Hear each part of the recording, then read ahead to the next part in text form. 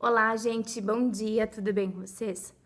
Nossas atividades de hoje é de história, na página 258, certo? Abram o livro e coloquem a data lá, na página 258. Vamos falar um pouquinho sobre as reformas no Rio de Janeiro.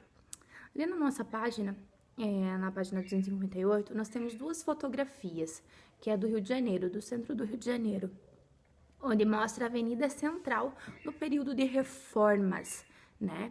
Na primeira imagem nós temos o início da reforma, onde está tudo demolido, algumas coisas iniciando a construção, e a mesma avenida depois da reforma, né? Depois da reforma ali apareceu.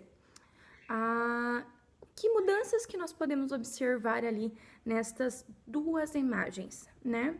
De uma época para outra. Então vamos lá.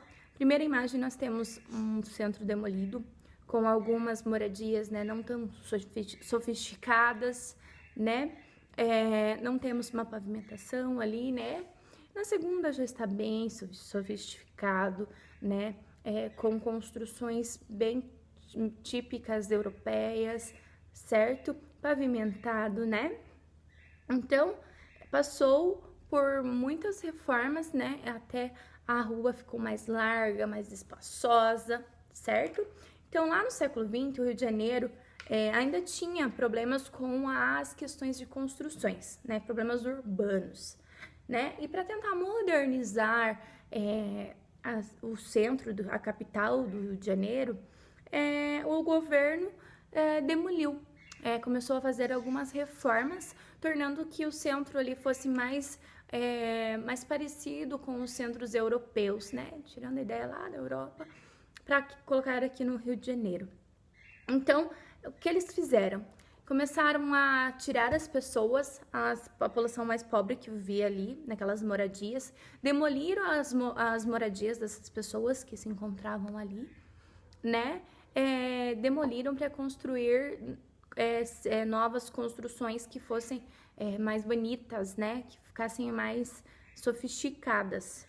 Então, o governo expulsou de maneira autoritária, né? Não pediram, não colaboraram, não falaram, pode sair, a gente auxilia depois com uma outra construção, né? Eles simplesmente tiraram os moradores mais pobres daquela que habitavam o centro do Rio de Janeiro, e essas pessoas tiveram que construir suas casas mais afastadas, mais longe ali do centro, onde já tinha suas moradias, né? Mas foram expulsos pelo governo para que fosse construído um centro ali da avenida mais chique, mais moderno, né?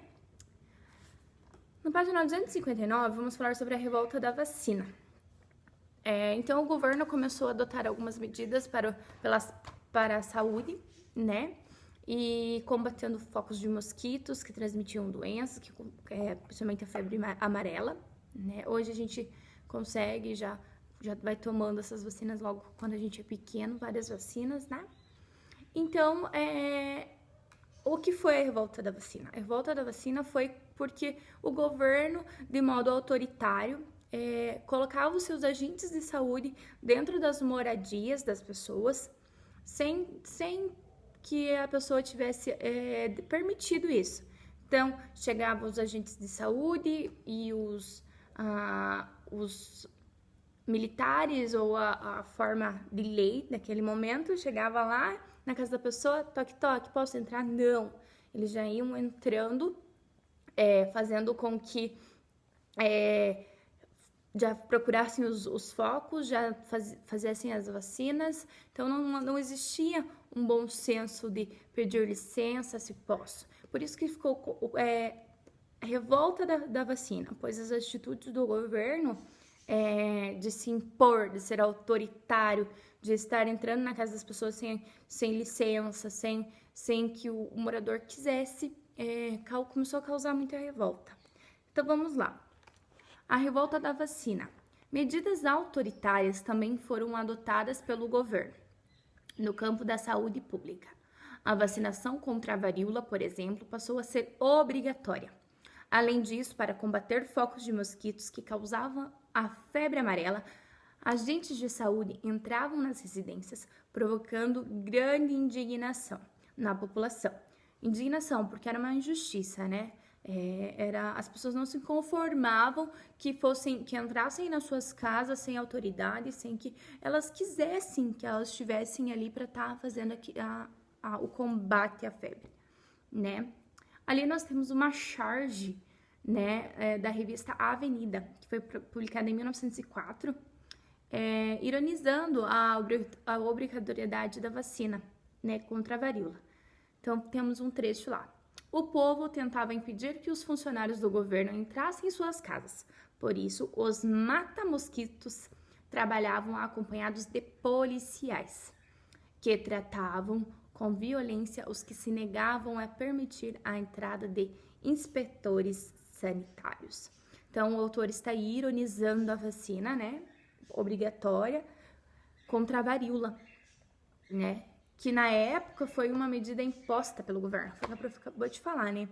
Então, por ser uma medida imposta, né, vai fazer, causou bastante medo e revolta na população, né? Porque você tá dentro da sua casa, né? O governo impõe, é autoritário, não causa violência, causa medo, causa pânico, né? Então, isso causou muito medo e revolta na população.